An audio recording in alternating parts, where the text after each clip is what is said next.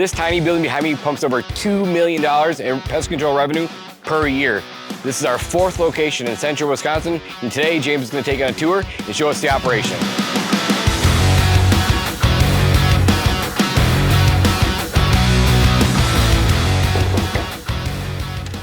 Let's go see what he's doing. Come on in. What's happening, James? Long time no see. This is James Bruce, one of my partners, one of my first partners. Yeah. It's really cool. This is actually, we're in office number 4 overall. 4th location ever overall, but this is your first location of 5. Yeah. Pretty cool. We're doing just shy of $2 million in revenue, but we know by the end of the year that we'll be well over that. So it's really cool to see.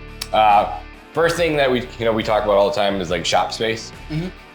People think they need a big, extravagant shop to run, a multi-million-dollar operation. And we found out, through trial and error, that's really not true. Yeah. So I know this shop is relatively small. You can only fit a few trucks in there. 2. So you can fit 2 trucks in there only. So what do you mainly use this office for? And then kind of talk me through like how you work the operations when tech stop by. Yeah, the main purpose for this shop is to have all the products and the supplies for the technicians because they take their vehicles home. I think we have 7 total ripping every day for trucks out on the road. But again, they take them home at night. So the biggest thing for this shop is product storage, and then just, as you can see, a nice little hangout area for the sales team to meet every day. Cool. So you get product shipped in here. There was a pallet of Nibam we got here, gets delivered, and you just pull it in. We'll show you guys that in a little bit. But then how often do your techs come here? Do they come here daily? What does that look like? Twice a week, every Tuesday and Thursday, 7:30. They clean out their vehicles and restock on products. Cool. So they're here twice a week. Twice a week. Other than that, they do stop in occasionally if they gotta like fill a water tank or whatever it may be. Yeah, if they're close. Yeah, typically if they gotta fill it up, but a lot of times they just do it at home or wherever they're at. Yeah, so that's like the one cool thing about pest control is that they can fill up on a water hose at home or even the customers' houses. Yeah. How do you guys do it? They fill up here or their house. Whether like on Tuesdays and Thursdays they'll fill up here, but the other days they'll fill up at their house. Yeah, that's cool. And then if worse comes to worse, we'll give a customer a $5 discount to use their water. Yeah, so that's really cool. I know like very common in our industry. I know people are running $5 million offices that don't fill up anywhere. They always fill up off the customer's hoses. Yeah. We don't always do that, but it is obviously very, very common. What's nice is the vans are locked. Trucks have caps on them for the most part, and if they don't, everything's inside the cab that needs to be locked up, and if they don't, they have lock boxes in the back. But the vans you have, I've just seen one of the original OG Pest Badger vans. Yeah, Nissan. NV200. Still they're ripping. It's probably like a 2015, 16, 17, somewhere in there. Maybe it's newer, I don't even know. But it's nice because it's all locked up. Technicians just take it home. They fill up once, in the morning or at night, usually at night, I'm assuming. Yeah, most of them fill up at night. Cool, so they fill up at night, and they're just ready to go in the morning. So they don't need a big operation, so mostly you just use this for storage, and then your sales guys. And how often? Cleaning out the vehicles. Clean out the vehicles? That's like one of the biggest things. Everybody meets here to clean out the vehicles. Which that I'm a big stickler about, and I know you are too, about just having nice, clean equipment. We just actually stopped by one of your vans or trucks, new Mavericks, not even wrapped yet, it's brand new. Yeah, we just got that. Just got it. Still has the templates. Still has the templates. It looks really, really good though. Very, very organized in the back, which I like. Obviously it's pretty cool. But we talk about it all the time. Like we should be able to go grab any of our vehicles at any time of the any time of the day, any time of the year, and go trade them in as if they were brand new that day. I know we're sticklers on that, but it's very, very important.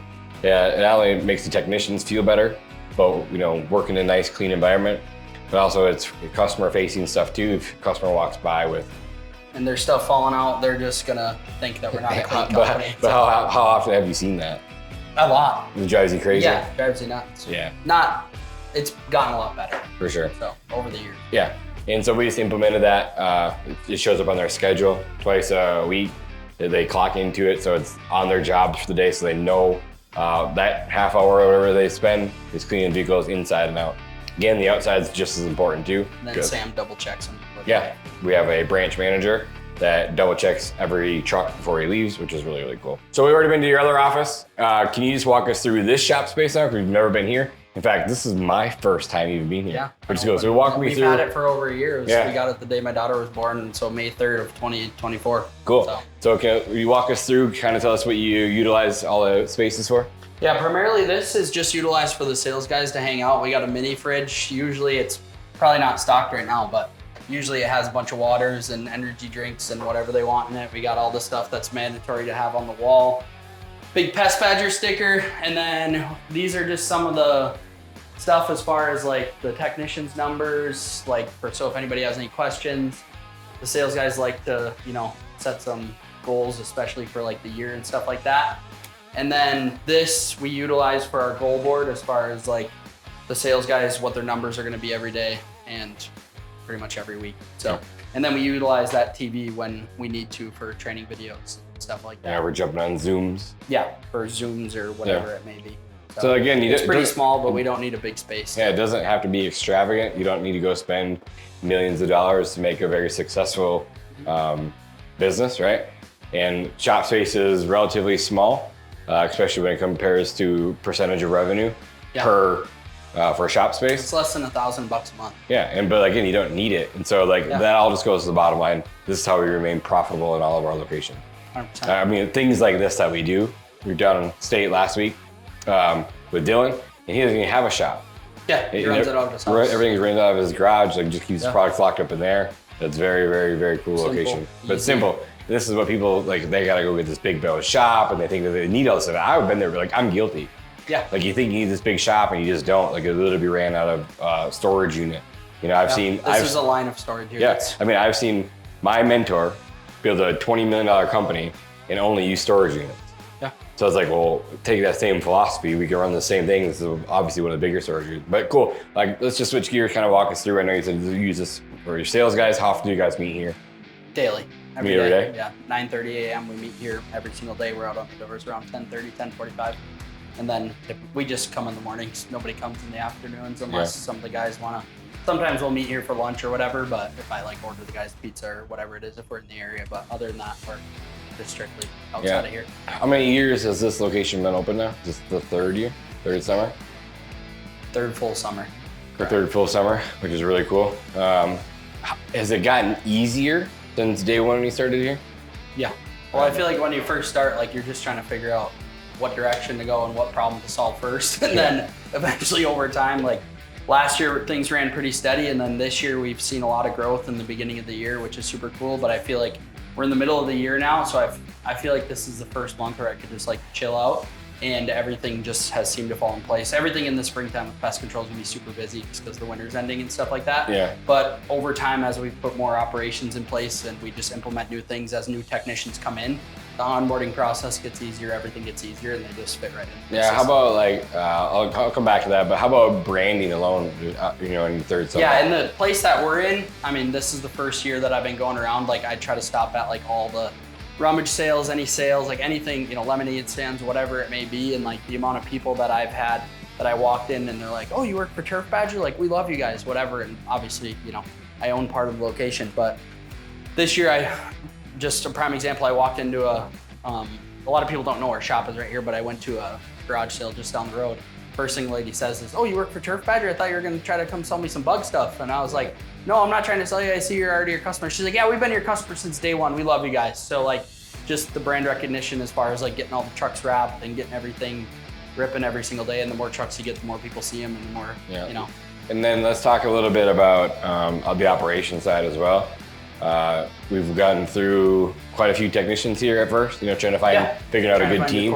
You know, we brought, you know, a guy to come over here to run the location from the beginning, so that's been helpful.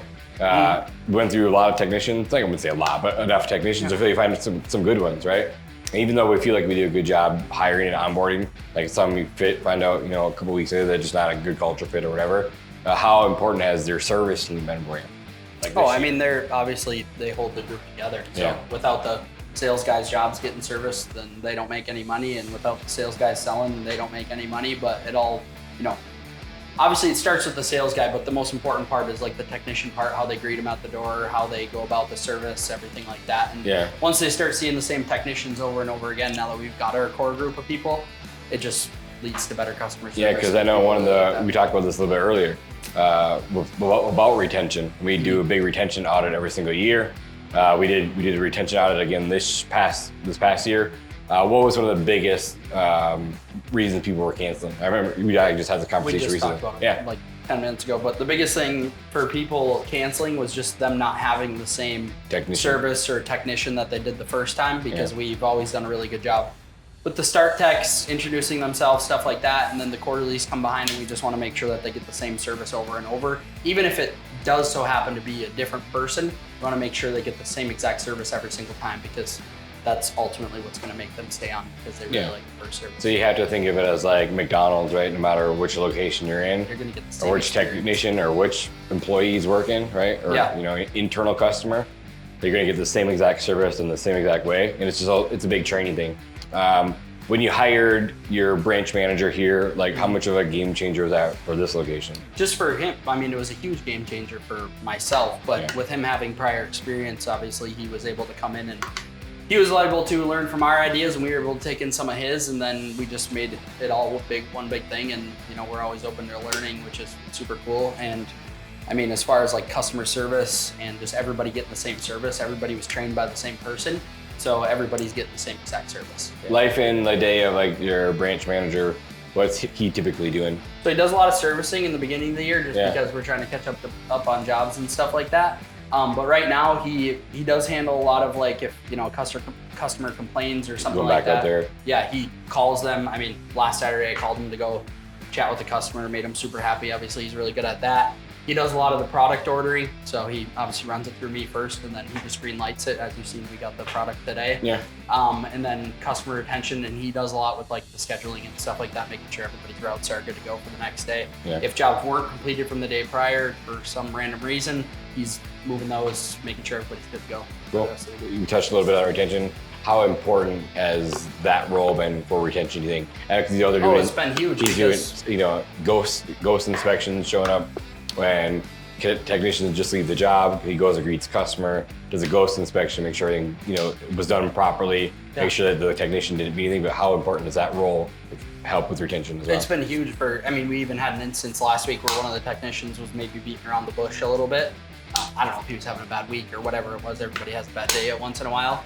But he was able to go behind them, communicate with the customer and just retain that customer and make them happier than they were, even though they were happy before. Yeah, sometimes people just want to be heard, right? Yeah. And the biggest problem that people have with business, like they funnel people in really fast and they stop caring about the customer. And that's why the customer leaves, because you stop caring after the sale. Making sure that they're always greeted as an internal customer or customer. Make sure that they're always happy and taken care of. Make sure they're leaving 5-star reviews. Again, doing these audits at the end of the year, making sure where your churn's at, the reason why you have churn, how you can fix churn. And we can talk about churn in a different video, but doing these audits in the back end, really diving deep into them, helps you evaluate your business. 100%. So let's check out the product cage. Yeah, cool. Let's run it. This right here, funny enough, is one of the OG trucks that I started with in my first location. And I mean, this thing has been in business for a long time. I mean, since it was Olson. So as you can see, this is locked up, keep all our products in. So, even if that door is left open, which it never is, but if someone left open, it's still all locked up. Again, it's very, very simple, and this is all you guys need. This is all you need. Got Nyban, some Teco on here, pallet of 8 stations over here. Again, these are all already branded. Your pallets of these brought in at a time.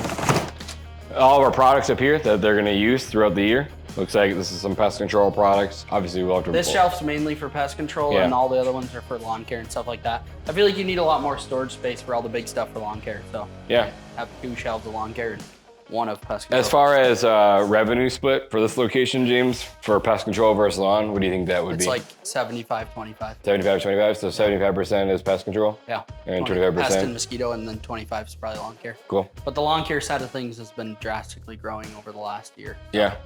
Obviously we lead with pest control. Yeah. And then upsell lawn care services. Yeah, especially in the wintertime. Yeah, and this is just, some T-zone, some spreader sticker. Got all the bait blocks on the bottom. Let's Go Bandit. Got some bait blocks on the bottom. Again, it's nothing too crazy, nothing fancy at all. Now it looks like we have some seed for aeration. Aeration season's coming up in the next couple months. So we're gonna need that. And obviously we'll have to order more. And then, look at, we got some Turf Badger signs. For lawn care quotes. For lawn care quotes. Again, this is all their signage that they're gonna need throughout. And the bee suits on the bottom. Got some bee suits down here. Some B&Gs down over here. Again, this is nothing crazy. Got some extra hose, it looks like. Not sure where this came from, but there's an extra 100-gallon tank in case you need it. You never know. We go through this quite a bit. We obviously talk a lot about it.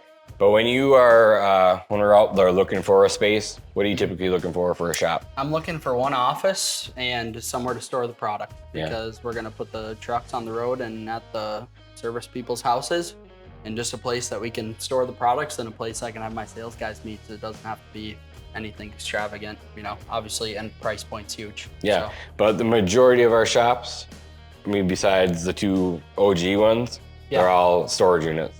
Yeah. That's what the one in the other location is, and that's what the one here is. So again, for $1,000 a month, it's very, very efficient.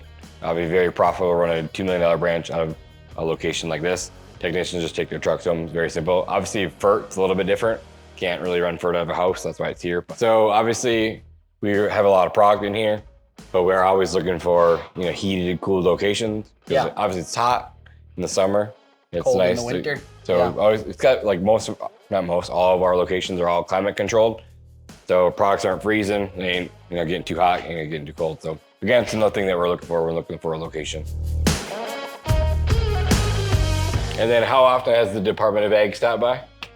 They've come by at least once or twice a year. Yeah, and it's their job just to make sure that everyone's following the same guidelines, right? They're not out there to get anyone, just making sure that we're up to speed. It makes us a better company when they do stop by. Yeah, the last time he stopped by was like a month and a half ago. Cool. So, and last but not least, there's one more thing that's a must when you're looking for a shop for your pest control company. Come check it out.